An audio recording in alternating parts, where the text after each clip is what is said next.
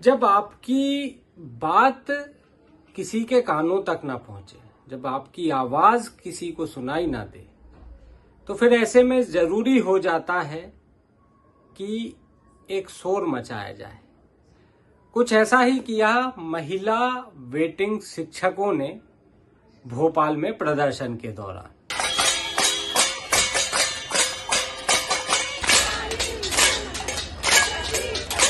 तो सुना और देखा आपने कि वर्ग 1 शिक्षक भर्ती 2023 में पद वृद्धि की मांगों को सरकार के कानों तक पहुंचाने के लिए इस बार महिला वेटिंग शिक्षकों ने जो है प्रोटेस्ट का नया तरीका अपनाया और थाली बजा बजा कर प्रदर्शन किया।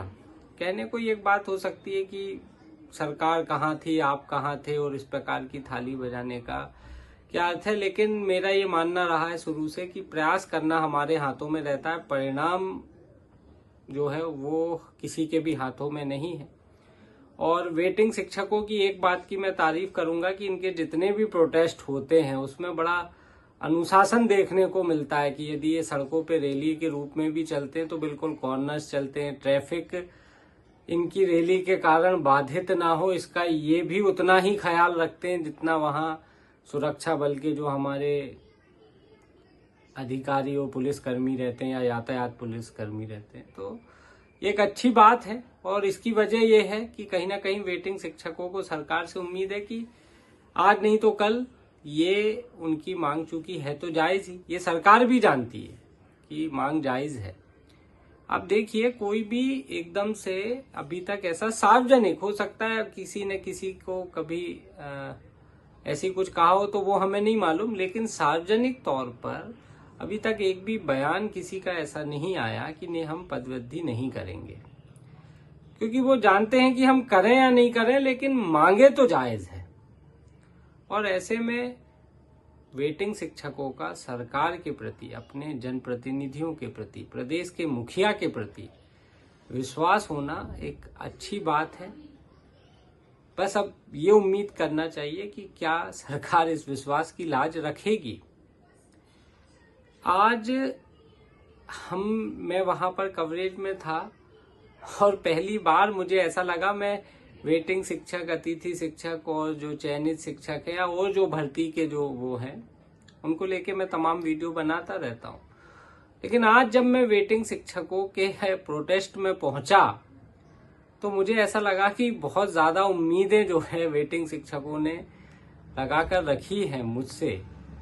और ये मेरे लिए एक खुशी की बात भी है कि आप लोग भरोसा कर रहे हैं, स्नेह कर रहे हैं, वो अगर अलग मसला है, लेकिन ये मेरे ऊपर एक बड़ी जिम्मेदारी सी भी आज मुझे एहसास हुई। तो इसको लेके हम एक दूसरे से जुड़े हुए हैं। मैंने कुछ साथियों को भी आज बताया कि हम कोशिश करेंगे जल्द से जल्द। एक्चुअल में देखिए क्या होता है कि जीएडी का एक रूल है, वित्त विभाग, क्योंकि भर्तियां वित्त से संबंधित ही होती हैं, आपको नौकरी दे देंगे तो सैलरी कैसे मिलेगी, क्या मिलेगी, ये सब वित्त का मैनेजमेंट होता है। तो इसमें जीएडी का और वित्त का एक रूल है कि खाली पदों का एक परसेंटेज, शायद वो 5 से 10% है। परसेंटेज में मैं गलत हो सकता हूं क्योंकि वीडियो बनाते समय एकदम से मुझे क्लिक नहीं हो रहा है वो कितना परसेंट है, लेकिन एक रूल है कि खाली पदों पर कोई भी विभाग यदि भर्ती कर रहा है तो 5 या 10% जो है वो खुद से भर्ती कर सकता है। इसमें किसी दूसरे डिपार्टमेंट की, जैसे वित्त हुआ या जीएडी, इनकी कोई अनुशंसा वगैरह की जरूरत नहीं पड़ती है। तो वर्ग 1 शिक्षक भर्ती मामले में भी हुआ ये कि जितनों पे वो कर सकते थे खुद से वो शायद उन्होंने किया, और 4 महीने पहले उन्होंने वित्त से अनुशंसा चाहिए। अब इसमें 2-3 सवाल उठते हैं कि यदि उनको पद नहीं बढ़ाना तो फिर वित्त की अनुशंसा क्यों? क्योंकि जितने की एक विभाग को अधिकृत होता है, एक विभाग खाली पदों को भरने के लिए, उतने पे तो कोई अनुशंसा की जरूरत नहीं थी। अनुशंसा तभी ली जाती है जब आपके जो राइट्स हैं उससे ऊपर आप भर्ती करना चाह रहे हैं। तो आपने अनुशंसा ली, अनुशंसा मिल भी गई, हमने इसको लेके वीडियो भी बनाया था, लेकिन उसके बाद ये फाइल कहीं ना कहीं जाके एक डिपार्टमेंट में रखा गई। शुरुआत में ये बात आ रही थी कि क्योंकि चूंकि ईडब्ल्यूएस का मामला फंसा हुआ था हाई कोर्ट में, ज्वाइनिंग लेटर पे रोक लगी थी, तब ये बात निकल के सामने आ रही थी कि जब प्रथम काउंसलिंग के जिन ऐसे चयनित शिक्षक जिनका कोई इशू नहीं है, जब सरकार उन्हीं को ज्वाइनिंग लेटर नहीं दे पा रही, तो फिर पदवृद्धि की बात करना नहीं करना सब बेमानी ही था। लेकिन ये सारे मामले जो है 19 अक्टूबर को सॉर्ट आउट हो गए। 19 अक्टूबर को ज्वाइनिंग लेटर लगभग 2901 विभाग ने जारी कर दिए। अब तक तो ज्वाइनिंग भी हो चुकी है सभी की। तो अब ऐसी कौन सी चीज है जिसके कारण ये चीज अटक रही है? मैं जब वीडियो बनाता हूं तो मैं कोशिश करता हूं कि आपसे खुलकर ही बात करूं, तो मैं बिल्कुल बता देता हूं अभी कि आज की परिस्थिति में 19 अक्टूबर के बाद जब सारे ज्वाइनिंग लेटर जारी हो गया, BWS मामला है जैसा कुछ है नहीं, तो क्यों फाइल अटकी है ये मुझे भी नहीं पता। लेकिन हाँ, हम कोशिश कर रहे हैं। बहुत आसान नहीं होता है कि विभाग के अंदर की जानकारी बहुत इजीली मिल जाए और शेयर कर दी जाए। कोशिश कर रहे हैं, जल्द से जल्द हम वो चीज भी आपसे साझा करेंगे। लेकिन आज जो वहां पर लोग थे और जिन्होंने भरोसा किया वो किया, उसके लिए बहुत बहुत धन्यवाद। कोशिश होगी मेरी हमेशा कि ये भरोसा कायम रहे।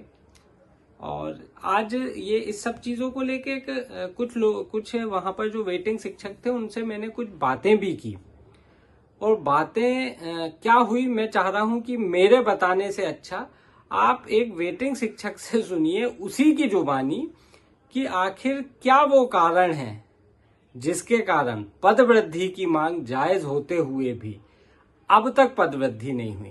पहले आप एक बार उसकी पूरी बाइट सुन ले, हम आगे बात करते हैं। 2018-2023 ओबीसी वर्ग 3, वर्ग 1, वर्ग 2 विषय वार सब तरफ से आपस में तोड़ दिया है। और सबसे बड़ी गलती, मैं सरकार से ज्यादा बड़ी गलती मानता हूं विभाग की और DPI डिपार्टमेंट के अधिकारियों की।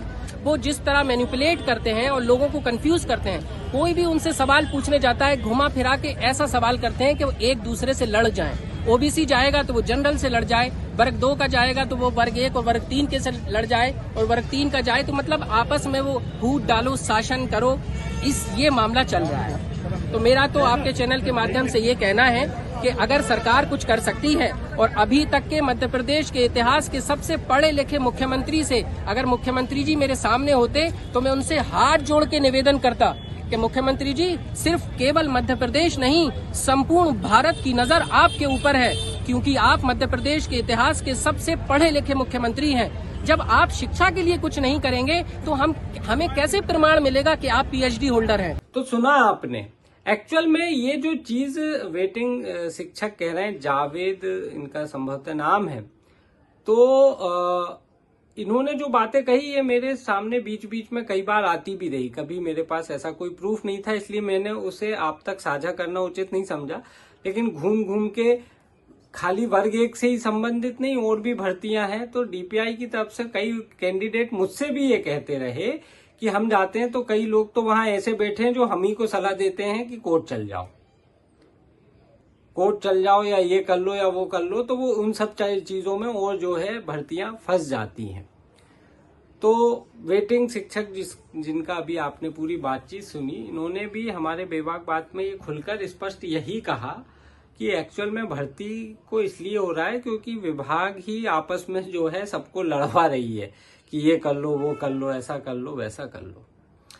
बड़ा एक आश्चर्य की बात है कि आप शिक्षा ही पूरे समाज की, प्रदेश की, सबकी नींव होती है, और उसको लेकर इस प्रकार की स्थितियां, सरकार को एक बार ये सोचना और समझना चाहिए। अब आप ये देखिए कि अनुशासन में रहकर, शिष्टाचार में रहकर आंदोलन करने का मतलब ये है कि कोई आपकी सुनने भी नहीं आएगा। आज यही हुआ, जब वेटिंग शिक्षक वहां पर आंदोलन कर रहे थे, सरकार की ओर से, विभाग की ओर से एक प्रतिनिधि मंडल ने आके उनकी सुध नहीं ली। अब जो अंदर ही अंदर घुट रहे हैं जो वेटिंग शिक्षक, उनमें महिला उम्मीदवारों ने ये कह दिया कि 15 दिन में अब कुछ नहीं हुआ तो हम तो भोपाल में आके केस त्याग करेंगे, मतलब वो अपना बाल कटवा लेंगी, दूसरी भाषा में कहे तो मुंडन करा लेंगी।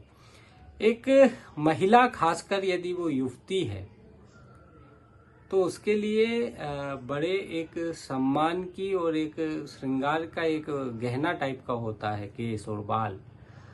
आप इसकी कल्पना कीजिए कि एक महिला के लिए कितना पीड़ादायक होता होगा कि वो अपने सर का जो है मुंडन करा ले। तो आज की ये घोषणा सिर्फ एक अल्टीमेटम या चेतावनी की तरह नहीं देखना चाहिए। इसमें महिला वेटिंग शिक्षकों का बहुत दर्द छुपा है। उस दर्द को मैं तो महसूस कर रहा हूं। अब सरकार में बैठे जिम्मेदार नेता या विभाग के अधिकारी कितने महसूस कर रहे हैं, उनके लिए हो सकता है ये उनको ऐसा लगे कि ये पब्लिक स्टंट की बात है या मीडिया का ध्यान हमारे खींचने की बात है कि इनको लोग मीडिया इनको आगे और वो करे, इसलिए इस प्रकार के पब्लिकली स्टंट कर रहे हैं। ये कहने को कहा जा सकता है, लेकिन फिर भी मैं ये मानता हूं कि इन सब चीजों के बाद भी इतना आसान नहीं होता किसी महिला, खासकर युवती के लिए, या चलिए युवती छोड़ दे, कोई शादीशुदा महिला है तो उसकी ससुराल है। ये हम जानते हैं कि आज हम भले ही महिलाओं के सम्मान की कितनी ही बड़ी बड़ी बातें कर लें, लेकिन पुरुष प्रधान ही आज भी ये समाज है। और किसी महिला जब वो शादी होके ससुराल जाती है तो उसके लिए ये इतना सहज सरल नहीं होता है कि वो इस प्रकार के डिसीजन ले। क्या कोई सास, क्या कोई ससुर किसी शादीशुदा महिला या उसका हस्बैंड, पति भी ये अलाउ करेगा कि आप भोपाल में जाओ और अपना पूरा सर जो है मुंडवा कर आ जाओ? यदि कोई युवती सर मुंडवाती है तो क्या उसके माता पिता बहुत गर्व से कहेंगे, यार बेटी तुमने बहुत अच्छा किया? ये बहुत आसान नहीं है महिला के लिए, ना केवल पारिवारिक अनुमति के लिए बल्कि खुद के लिए भी।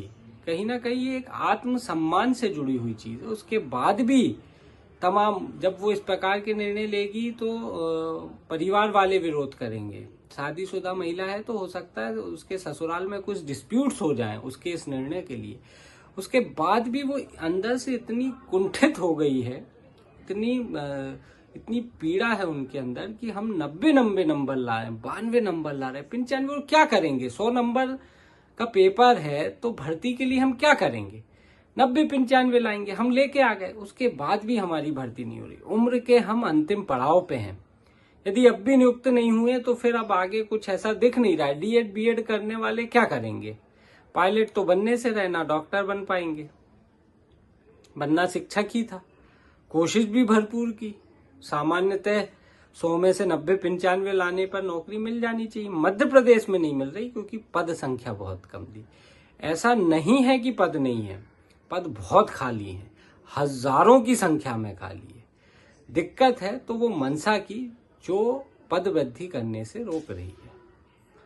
मुझे लगता है सरकार को इस विषय में सोचना चाहिए और ये अंदाजा कतई नहीं लगाना चाहिए कि यदि इनका आंदोलन शिष्टाचार से चल रहा है, अनुशासन तरीके से चल रहा है, तो हमें इस पे अभी कोई ध्यान देने की जरूरत नहीं है, हम अपने हिसाब से कर लेंगे। आप इस प्रदेश के मुखिया हैं, यहाँ के हर कैंडिडेट की पीड़ा या दर्द आपका दर्द है, और आप खुद सोचिए कि यदि ये आपसे उम्मीद ना रखें तो फिर किससे रखें? यदि आपके पास ना आए तो फिर कहाँ जाए? मुझे लगता है एक बार सरकार को इस पर बहुत गंभीरता से चिंतन मनन करने की आवश्यकता है। मुद्दा सिर्फ थाली बजाने का नहीं है, मुद्दा कोई केस त्याग करने का नहीं है। पीड़ा है जो अब इस तरीके से निकलकर सामने आ रही है। उम्मीद है केस त्यागने जैसी स्थिति ना बने और सरकार इस पर जल्द से जल्द फैसला करे।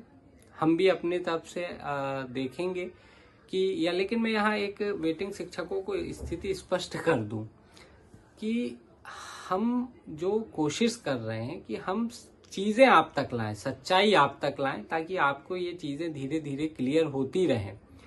देखिए क्या होता है, आपको एक चीज समझना पड़ेगा। मैं जो काम कर रहा हूं ये दुनिया का सबसे आसान काम है, और वो है ज्ञान बांटना, ज्ञान देना। मोबाइल पे ज्ञान देना सबसे आसान है, जो मैं इस समय कर रहा हूं। ये हकीकत है। आपका दर्द आपसे बेहतर कोई नहीं जान सकता, आपकी पीड़ा आपसे बेहतर कोई नहीं जान सकता, आपके संघर्ष को आपसे ज्यादा कोई नहीं समझ सकता। बैठकर मोबाइल पर वीडियो बनाकर यूट्यूब चैनल पर डालकर मैं कुछ भी कह दूं, आपकी पीड़ा आपके ही है और उससे आपको लड़ना है। तो मैं इसीलिए कुछ चीजें यहाँ स्पष्ट कर दूं कि हम यहाँ पर सिर्फ ये कोशिश करते हैं कि सच्चाई आप तक पहुंचे। और मैं फिर आपसे कह रहा हूं कि आज जिस प्रकार का भरोसा उम्मीद आप लोगों ने मुझसे रखी है, तो अब मेरा भी ये दायित्व बढ़ गया है कि मैं इस भरोसे को जिंदा रखूं, कायम रखूं। और हम कोशिश करेंगे वास्तविक स्थिति क्या है, भर्ती में पदवृद्धि होगी नहीं होगी, इसको लेके हम बीच बीच में आते रहेंगे, वीडियो बनाते रहेंगे। हमसे जुड़े रहिए।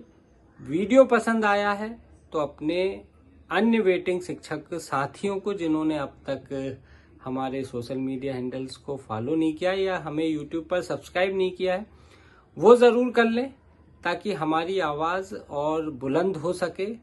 जैसे ही कंटेंट आए जल्द से जल्द आप लोगों तक पहुंच सके। मुझे दीजिएगा इजाज़त, जल्द एक ऐसे वीडियो के साथ फिर हाजिर होऊंगा। धन्यवाद।